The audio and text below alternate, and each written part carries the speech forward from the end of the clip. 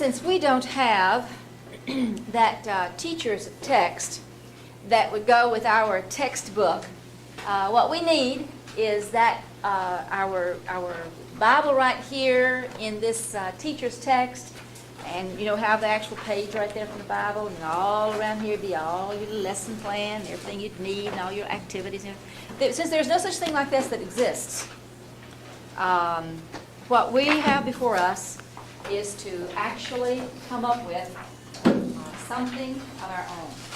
And so, our plan today is to continue with what we addressed yesterday, that there are things available for us. There are materials available for us that will help us to prepare a teacher's text, to prepare a guide, a curriculum guide for the teaching of Bible. And so what we're going to do is to, and I gave that to you yesterday, and those of you that were not here, you really need to watch the video from the class before, or listen to the tape, because you need that information, because it's about the assignment and everything that's going to come in connection with that. But one thing now that we're ready, the next thing we're ready to do now is to expose you to steps that you can take to set up a curriculum. So let's get ourselves fixed, and you need to turn in your resource books to page 108. I have some overhead transparencies that we will follow along with. They are small, and therefore you won't be probably able to read them all that well from where you are, but this is exactly what your page looks like. And so you've got that in front of you, and I want to just introduce and get you set and get you fixed. That's page 108A, I believe. Is that right? 108A? So if you don't have that now, I've got some sets right here. Does everybody have it? You don't have, oh, you, okay. All right, okay. I tell you what then, Brenda, don't write on that one. Just maybe make you some notes on those things and then have back in case we need something with others. Okay, folks. Curriculum. What's curriculum? What's curriculum? We talk about curriculum? All right, it's this path we're going to follow. It's this thing we're going to set out before us here with this organization of our materials and what we're going to do. It's the course we're going to follow. It's the design or the pattern we're going to follow with materials. Now I want to say something right here to you. I had a girl yesterday who has taken some Christian education classes with Mr. Powell, and she said, well, what's the difference in Sunday school curriculum planning and school planning, school teaching planning of teaching Bible? And I said, well, really, about the biggest difference would be that Sunday school would be just once a week, and school would be every day.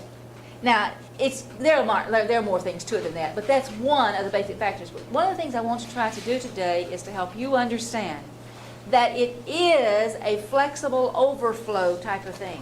When you get an idea about just curriculum planning in general, you would be able to organize a curriculum for a school in Bible. You'd be able to organize a curriculum for a Sunday school. You'd be able to organize a curriculum for a summer youth program where they go to 5-day Bible clubs and this type of thing. You'd be able to set up a women's Bible study curriculum. The principles are all the same. I'm going to be using the term school a lot, and you just keep that in mind, realizing that we're talking about school, but it has all of its it just has overflow into all of the other types of things. So what you need to do, first of all, and we just simply got it here, the problems in curriculum planning for Bible courses. Now, problems may not be the best word, but they're just two big things you need to look at, and that is the type of school, or I guess I should say the type of setting that you're going to teach Bible in, and the other is the type of material that's available. See what I'm doing right there? It's just what is available. It's the type of school that you're going to be in, and the type of the curriculum that's available for you to buy that you can use. So let's look at this and just quickly go through it, and then I think you can begin to see how it applies. When you go into a school situation, it may be a private school, Christian school, where they teach Bible, or maybe a private school where they have Bible, maybe not even be a Christian school. And I know some schools like that. They're not Christian school as far as basic true Christian philosophy is concerned, but they have Bible courses that are offered there. You also have the whole thing about the public schools. And yesterday we mentioned that. And whenever we talked about the social studies courses, that's usually your history, your Old Testament or New Testament Bible history course. But when you move down there to English courses, remember, and let's just review ourselves, turn to page, sorry, I picked up the wrong one. Turn to page 108G and go over there to page number 4. And that section number 2 right there, the resource books for teaching Bible as and in literature classes, in English classes, that material right there is down in the curriculum lab, and you'll be able to look at those. And that's things that people use sometimes in actual public school curriculum plans for Bible classes, like in literature. So that's what we're talking about there. But you move on down to the types of curricula available for purchase, and that's what we worked with yesterday. And that's your page 108G, the 1, 2, 3, 4, those things that we went over there. Those are things that can be bought that are downstairs in the curriculum lab. So you'll be sure that if you weren't here, you listen to that and you'll understand what we were talking about there. But now this brings us then to some factors that we need to consider in planning our Bible curriculum. And it's very simply this. What's the philosophy of the school toward teaching Bible, and who is going to teach the Bible classes? Now, when you go into a school situation and you ask them for their philosophy, if you're going to be hired to be the Bible teacher in a school, and you say, well, what is your philosophy of teaching Bible? The chances are they will have absolutely no idea. They will not have a philosophy. Don't be surprised. Don't let that surprise you. Because a lot of people have never really thought about it. Now, they may have a philosophy of education, but a lot of times schools don't really think about it in terms of, you have a philosophy of teaching social studies, you have a philosophy of teaching math, you have a philosophy of teaching Bible. So what you're going to be doing in this class at the end of the quarter is writing a paper on my beginning philosophy of teaching Bible. Now, it specifically can be in connection with schools, it can be in connection with anything else, but the whole idea is, what is your philosophy about teaching this book? Now, we begin to work with this a little bit, and this curriculum thing that we're doing right now is springing out of one of those issues about philosophy, and that is, we've been talking about this business of this pattern of biblical revelation. And we're talking about this curriculum building as it relates to that. That's one way that our student can see that pattern if the curriculum reflects that. And that's what we're trying to work with right now. So, don't be surprised. You better have yours. You better have an idea yourself as to why you want to teach Bible and what are some of the basic platforms in your approach toward the book and why you would approach it that way. Now, the other thing is, well, I tell you what then, let's just look. What people will do is they will have two types of things. Sometimes you will have a consecutive curriculum going through the Bible. It will not be very often. I don't know, but of just 1 or 2 schools that do it, and they happen to be schools that we've sort of had a little influence on. But most schools don't look at it quite like that. Most of them are selective. They have topical themes, book studies, character studies. Now, listen carefully. Those things are not bad. Those are good things. But if they're not done against a backdrop of some sort of organization, then your students come out with a popcorn sort of, this goes off here, this goes off here, this goes off here, this goes off here, and they have all this stuff, and it's good. But it could be better, I think, according to the way that I look at things, in my perception, it could be better and more holistic and more educationally sound if it had some sort of a backdrop against what you could fit it. So you got that. Then, who teaches the Bible classes? Now, all of these are just simply information things you need to know. Who teaches them? Does the regular classroom teacher teach them? Or do you have an actual Bible teacher who teaches all of the Bible classes? Now, one thing you have to realize is this. Let's say that you go to a school and they have 9, 10, 11, 12 grades. They have one section of each grade, and they have a Bible class for each grade, and they're going to hire them a Bible teacher. and they want a Bible teacher for that high school. Well, what they'll say is, you know, they'll teach 9th grade and 10th grade, 11th grade, and 11th, 12th grade. And if you don't find out what their philosophy of curriculum is, you might end up with a little bit of a bind on you, because the chances are they'll have you teaching something in the 9th grade, something in the 10th, something in the 11th, and something else in the 12th grade. And you might make it through 6 months. You might die. They might bury you. You might have a nervous breakdown. You might just sort of start playing funny games because you couldn't keep up with your preparation.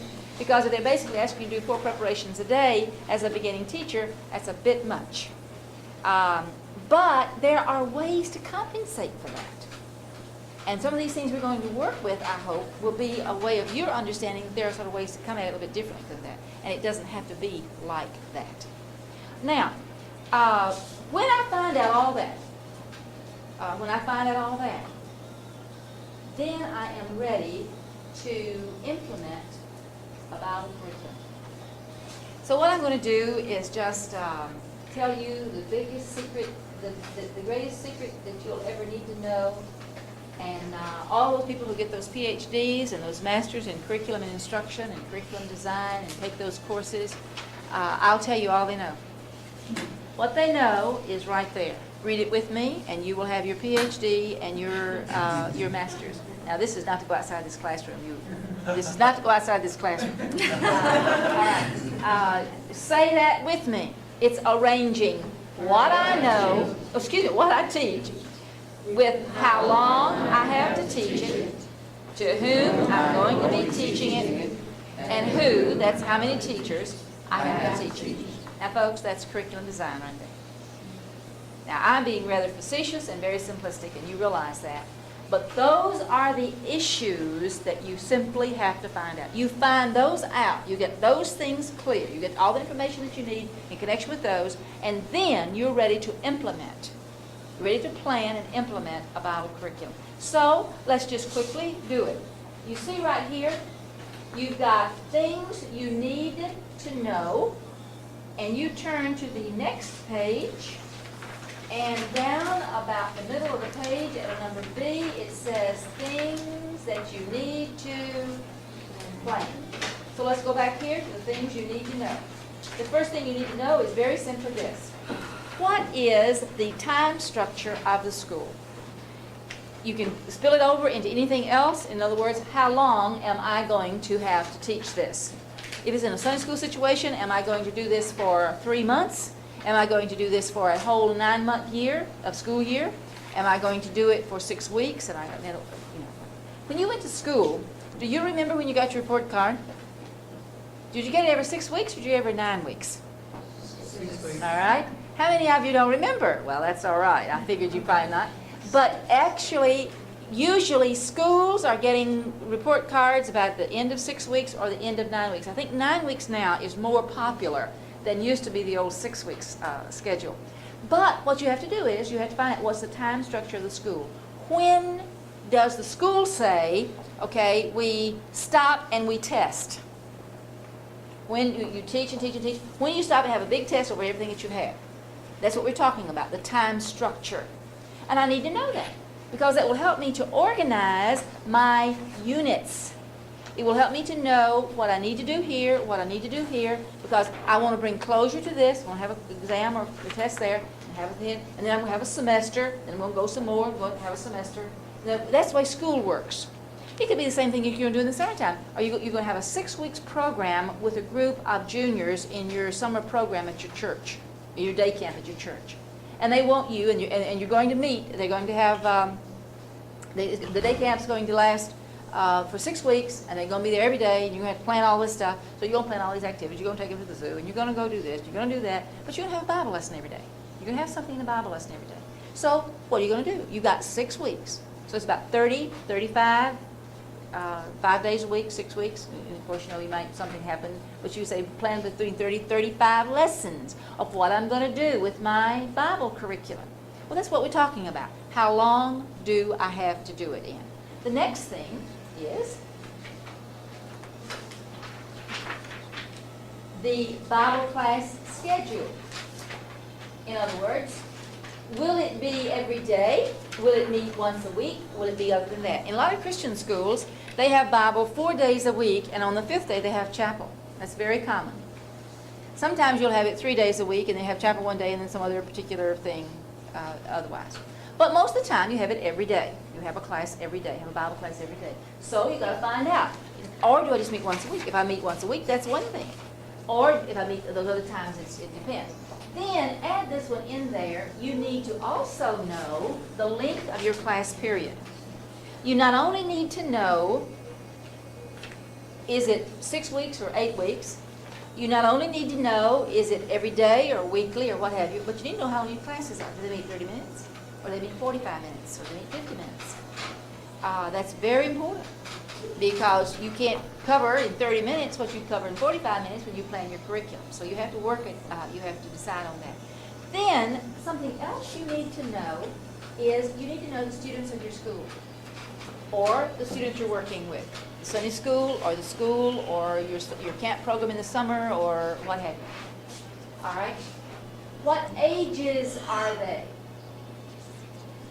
Usually in American school system, things are broken up pretty much like this. You'll have your kindergarten groups, K4, K5, that means 4-year-olds, 5-year-olds. And then you'll hit first grade, and usually in the United States, children start to school in their 6th year.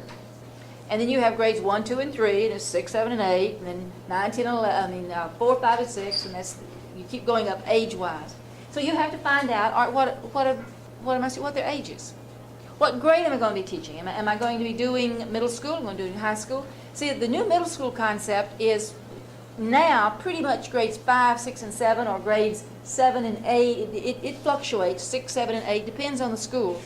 Used to, it was grades 1 to 3, they usually talk about in churches, especially primaries. Then 4, 5, and 6, that was your juniors. And 7, 8, and 9, that was your junior high kids. And then 10, 11, and 12, that was your high school, your senior high.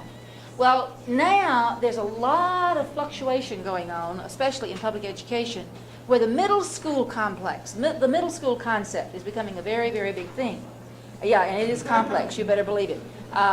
Someone was telling about a particular school where it was just a 7th grade school, and they had about 700 7th graders all in one spot. I couldn't imagine what it would be like. If you know, like the dear lady yesterday, she said they put 3 of them in the 7th grade at one time. I couldn't imagine what it'd be like in that kind of a household. But, 7th graders, they put them all together in one big box. That's interesting. It'd be the same thing true with 8th graders. You put a bunch of 8th graders all in one box together. That'd be interesting too.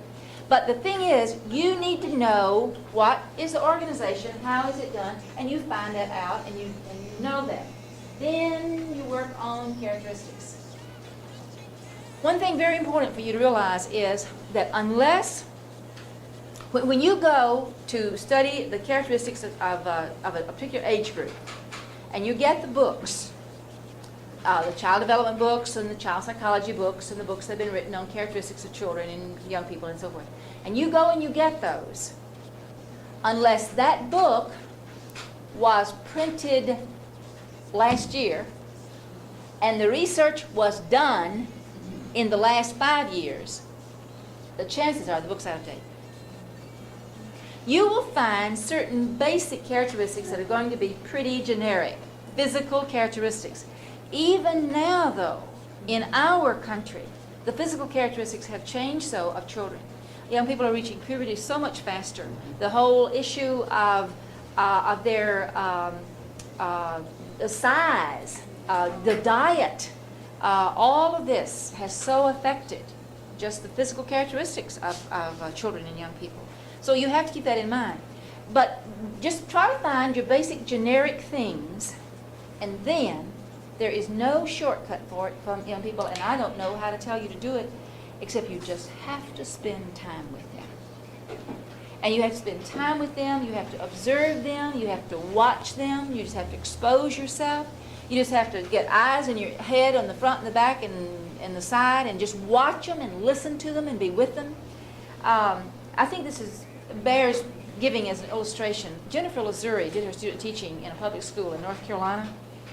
And she literally, she told me, she says, Ms. Pope, she said, I had culture shock. This was a public school out in a rural section in North Carolina. in an area that would be considered to be conservative. I mean, it wasn't an inner city situation. I mean, it was an out in the country type thing. And she told me, she says, I don't consider myself naive and I don't consider myself sheltered.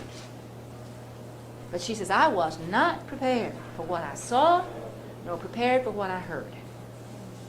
And until you go and you live and you see them and you watch them, the characteristics are just not going to be that realistic for you until you see them. But you do need to know your students. The things that, like when I go in the public schools, like when I was in Jennifer's school, you just take a deep breath and you just go down the halls, and even though here's a couple making out over here in a corner, that all they got to do is just go ahead and crawl in the bed. That's all that's left. I mean, you just sort of, you just go ahead. Nobody says anything to them. Nobody stops them. I mean, that's just what it is. And so and then what Jennifer said, the thing that she couldn't get over was their thinking. That they absolutely, almost as though there was not a conscience. You know the verse in Jeremiah that says they sin and they don't even blush? It's just almost that kind of a feeling. Now, I don't want to paint a picture that's totally, askew, but I think you've got to be realistic to realize that if you go into a situation to teach, Christian school or public school or what have you, you have got to know your students and you've got to understand where they are. For instance, this whole business of their backgrounds is so important. We're in a situation today where the typical child comes from a dysfunctional family. It's getting, and when I say typical, I mean it's basically, that's pretty much the average. It is a very heartbreaking, sad commentary upon our national picture, but you've got to recognize it. You've got to know it. You've got to do something. You've got to be able to recognize that and respond to it. The socioeconomic background, if you're teaching in a situation where the children are inner city kids, you're talking about one thing. You're talking about kids that are coming from the yuppie community over in such and such. Well, you're talking about something else. So your socioeconomic background is going to make a difference for you. One of the things, and I won't tell where the school was, but one of the things that we had such an interesting experience in one of the schools where we were this year, the children that were the feeder into that school were young people from very well-to-do, financially well-to-do homes. Parents, most of them were college graduates, most of them were professional people, that type of a setting. And what you saw was something so interesting. You saw kids with super self-images that were almost too good because they felt equal with you, the teacher. And you can have a little problem when you're dealing with that. And what it is, they're children at home who are express their opinions, and their opinions are accepted, and they're encouraged to give their opinions. They dealt with around the kitchen table or the dining room table, and they have the conversations, and they are in on the but they're sort of treated as equals. And when you get into a classroom setting, and now it's all right for a mom and a daddy to do that if they've got one or two of those kids sitting around the table. But you get about 35 of those in a room, and they're all independent little characters. It's interesting. It's interesting. So you have to know that. You have to understand that. Like, for instance, those of you that work at Little Lane, the reading ability, that's a big thing. You cannot teach them a certain way at Willow Lane if you're going to use a lot of reading and a lot of writing. You can't do that because those children don't have those kind of skills. And you'd have to adapt to that if you were in a school situation where your students were not from that kind of educational background. Same thing about in Bible. I'll share this with you because it's very personal, and yet the memory of it is as though it happened yesterday. I was in Mississippi in the 60s teaching Bible in public schools. And those of you who know our history a little bit, you know that those were the years of integration in the public school system. And we had at first what was called token integration, and selected young people from the black schools came into the all-white high school, and they applied and were accepted, and we had, I guess, that first year, 10, 12 of them. I mean, they were neat kids. They were on the top sharp kids. And that was obviously what they had been chosen to come because they would be able to make it in the competition that was there and be able to come right on into it and just go right on. And I was so proud of our young people. They accepted them, and it was just great. Had none of them in Bible class, everything was fine. But over a period of about 3 years, we went to total integration. And the last year, whenever we went into total integration, I had a number of young black students in my high school class. I hadn't planned for anything to be any different. There was no reason for anything to be any different. Those other 2 years that I had a few black students that came in, everything was just fine. We did great. But something happened whenever the group came in that I was not prepared for. I had not planned in any way for anything to make any great difference. The thing that I began to find out very soon, within about 2 weeks, was this.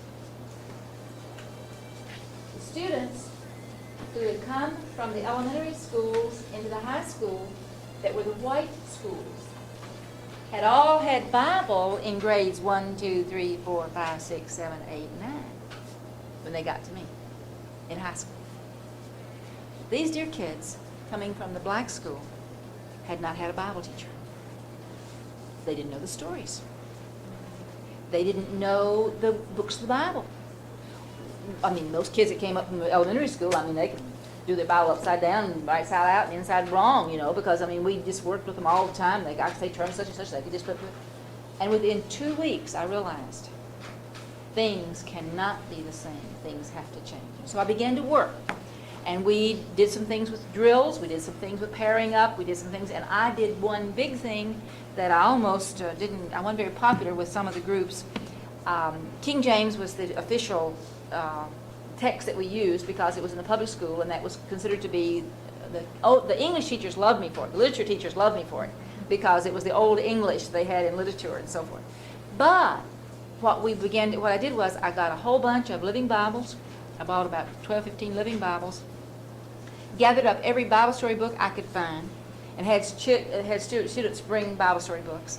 And we fixed a special table up in the library, up in the shelf up in the library, and the librarian worked with me. And my assignments began to be, read for 20 minutes about the story of Abraham from chapter so-and-so and so-and-so in Genesis in the Living Bible, or pages so-and-so and so-and-so in the Bible story book. Because we had to do something to fill up the vacuum back here of basic Bible knowledge so we could go ahead then with what we were doing in the high school classes. Whenever the teacher that took my place, Donna Poole, left and went to Saltillo, Mississippi and began a program there, they had never had Bible, period. And she'd been teaching in Pontotoc for 8 years where they had had Bible all through the elementary school and everything. And she went over to Saltillo and she had to change her whole Bible curriculum. Because, I mean, they didn't know. They had a few smattering things from Sunday school, but as far as what they had in grades 1 to 8 in the elementary school, they hadn't had it. So that's so important. When you go in, you need to find out what is their Bible background. What do they have? What do they know? So all of these things, and you come on down to the number of Bible teachers. Now, this right here is very important. Brenda, were you going to ask something? Okay. The number of Bible teachers is so important because that's back to what we said a while ago. If you go in and you're the only Bible teacher, and you're going to have to teach grades 1 through 12, which I did for 5 years, and I'll tell you more about that a little bit later. What are you going to do with your curriculum? What are you going to do with your, what are you going to do? Are you going to make it or are you going to die? Well, that's very important. How many teachers do you have? That will affect your curriculum astronomically. And when I illustrate that for you tomorrow, you'll understand. Now, I get all those things, and I know all that. Now, what am I going to plan? Things I need to plan. All right, there are 2 situations that you're going to face. One, you're going to go in a situation where they already have a Bible curriculum. And you walk in there, and you look at it, and it's got something from the Old Testament this year, and something from here, and they go from here, and they go from there, and you walk in there, and you say, now, looky here. I had this teacher at Columbia Bible College, and her name is Mary Faith Phillips, and she said that is sick, that won't work. Now listen, folks, you leave me out of it. Don't you dare go in there like a bull in a china shop, and you go into a situation and say, this is not the way to do it. You keep your mouth shut the first year. Now, there are things you can do to compensate, and I'll explain to you what you can do. But don't you go in there as a beginning teacher and try to set everything right the first year. I don't even know you. I'll say, I never had a student like that. That person, I never even saw that person. I don't even know that person. So, but the thing is, you'll go in, they'll already have a curriculum fixed. What you going to do? Well, you're going to teach it. That's what you're going to do. If you're required, if you're the teacher, you're going to work with them on it.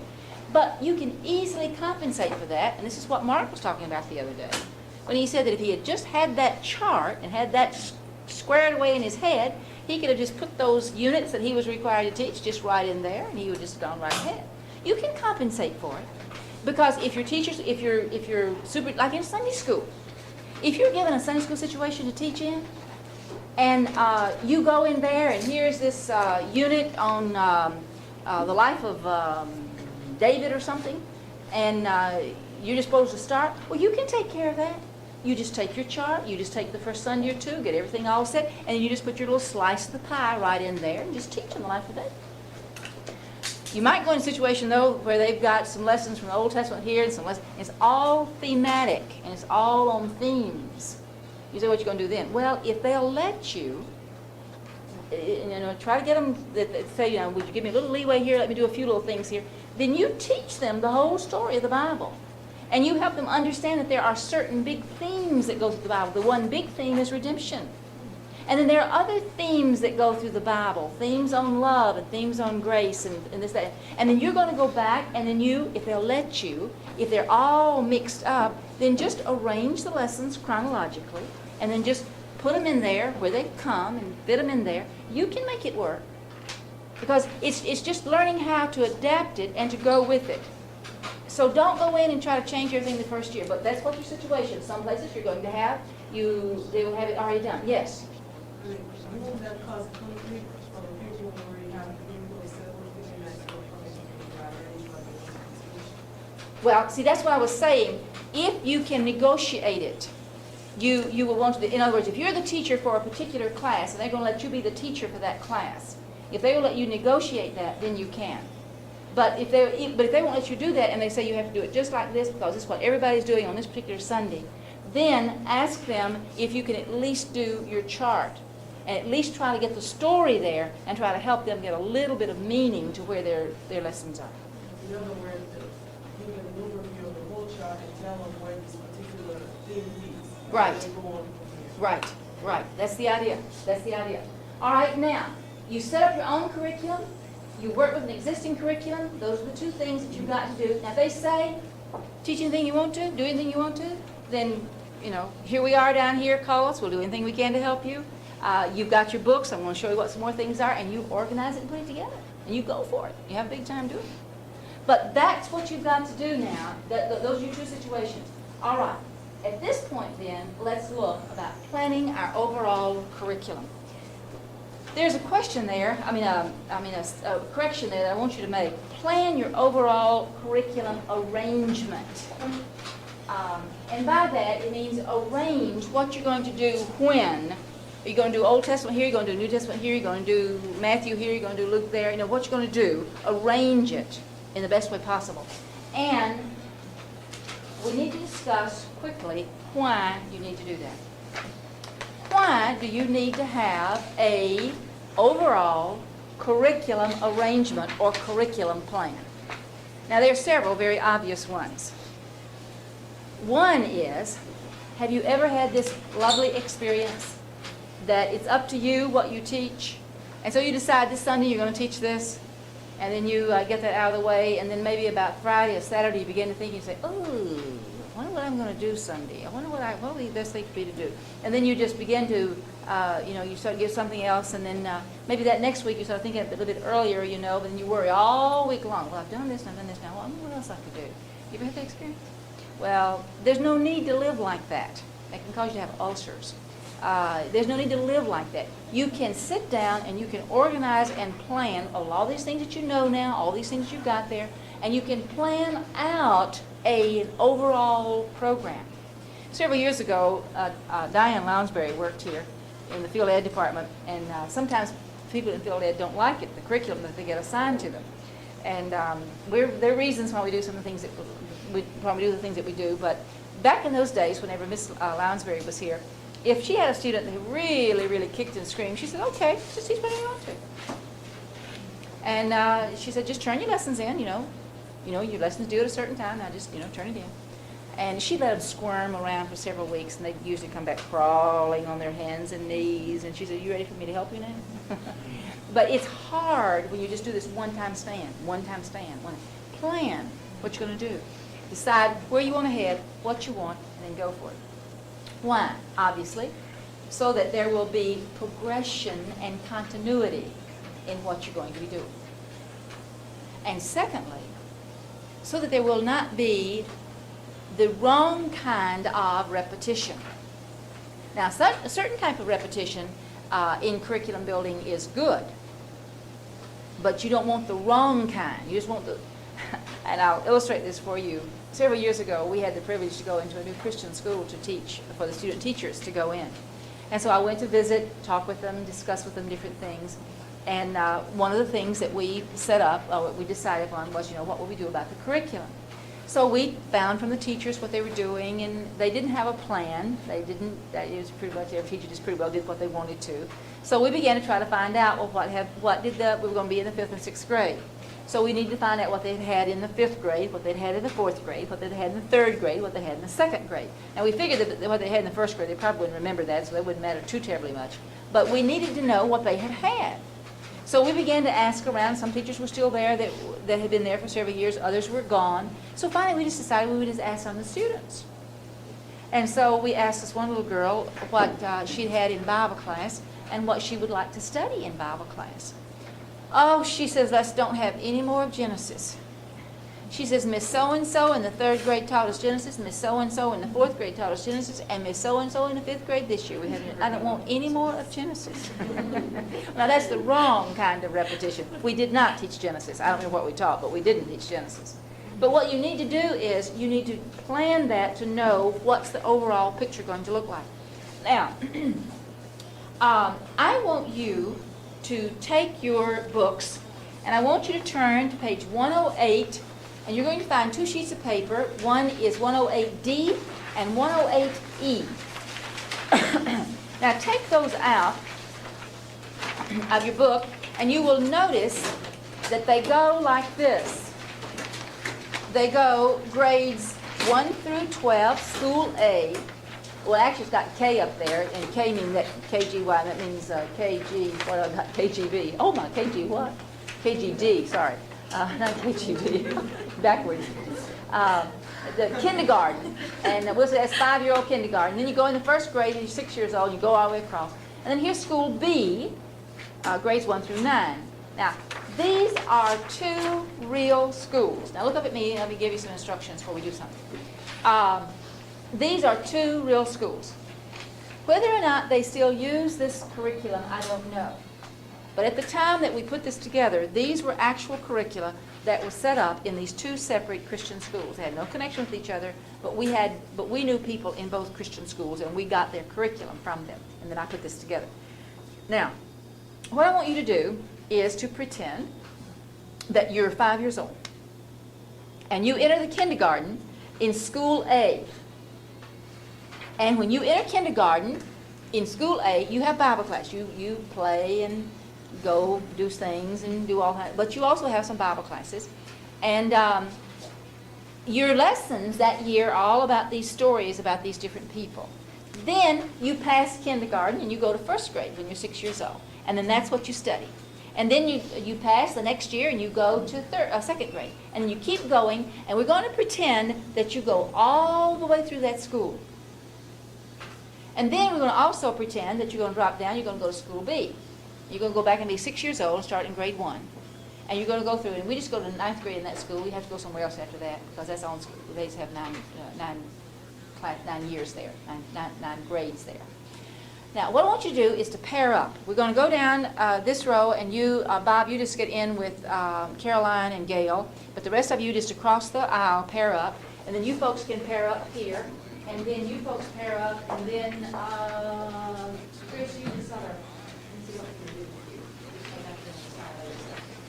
Just go up there with, Delinda and, Chris. Now, what you do is this. Together, I want you to just look at together and just talk through what you're going to see. Y'all are going to enter school together, and you're going to go through school A.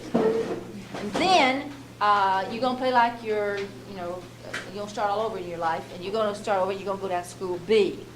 And what I want you to do is, I want you just to see, what would your Bible curriculum be like? This is the curriculum plan.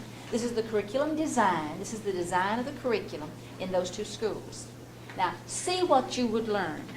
All right? Start looking there and just talk to each other and find out what you're going to learn. I would be very confused.